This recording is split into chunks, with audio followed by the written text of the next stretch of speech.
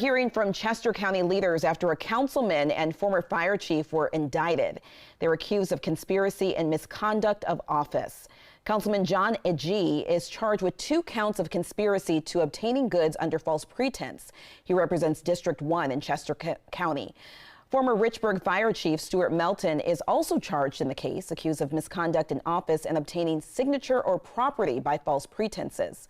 The state attorney general says Melton and Gibson improperly obtained money from the U.S. government, the state, and Chester County by misrepresenting the Richmond Fire Department's response efforts for reimbursement following Hurricane Helene.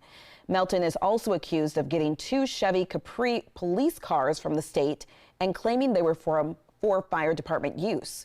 They were actually sold to Agee for his personal use.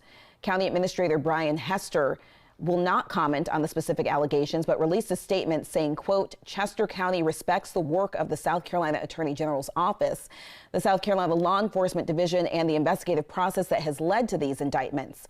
The County Council will meet to discuss the matter and determine next steps.